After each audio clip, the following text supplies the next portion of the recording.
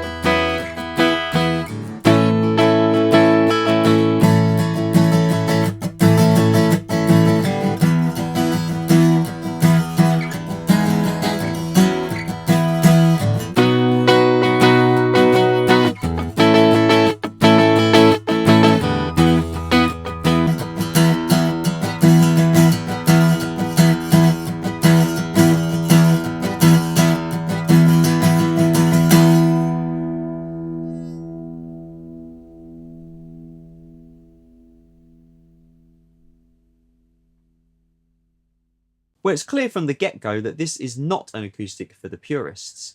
The 6-in-a-line F-style headstock, the controls on the top of the guitar, the visible magnetic pickup, and of course the bolted-on neck plate make for a different look. One that's definitely pushing for late 60s vibes and doing it quite successfully. Generally, the build quality is okay. The fret ends are a bit untidy, but they're not sharp. There's a small section on the back of the neck joint where the binding has caught some stain. One of the screws that holds the pickup on isn't quite properly countersunk, but the main concern for me is that there is virtually no brake angle over the saddle. Now, this could be intentional as it's not a traditionally built guitar, but I'd like to see a bit more saddle poking above the bridge and more room for future adjustments. To be fair, I would guess you could shim the neck up to get more brake angle if you wanted, and it doesn't seem to be affecting the playability of the guitar right now, but it does make me a little uneasy. Something else to note is that the guitar is pretty hefty, no doubt mainly due to the huge neck block needed in order to facilitate the bolt-on neck, but also the laminate construction as well. I can imagine it'd cause a bit of shoulder ache during a long gig, and talking of which, there's no strap button at the heel, which, given the rest of the design, surprises me and would mean you'd need to tie your strap to the headstock or get a button fitted. Tone-wise, it's a very dry, string-heavy sound. There's not much body or sustain, but it does have a certain crispy charm to it. Fingerpicking is a little uninspiring, but for strumming, the dryness gives a percussive, almost hi-hat style sense to rhythm playing. It would probably sit really well in a full band mix, but might lack in a solo situation. The pickup has a decent output despite being passive, and the tone kind of fits the overall vibe. It's got a retro magnetic tone thing going on and actually sounded just as good and more authentic in some ways through a small tube amp as well as an acoustic amplifier.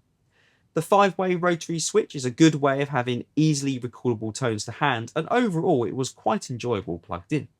The action is very low and the setup from the factory has almost zero relief in the neck, so it's easy to play, but there is the risk of buzzing with a harder attack. The neck itself is really comfortable, being essentially an electric guitar style C-shape, so that buzzing issue aside, the guitar plays really well. At £349, I think this guitar is priced just right. Any more than this, I think it would be too niche for many players, but it's just at the point where it will appeal to those wanting something a bit different who aren't prepared to blow a load of cash. To be fair, you can get some decent traditional guitars with solid tops at this price point, but that's not really the market this guitar is aimed at. Overall, my main takeaway from this guitar is that it's a good bit of fun.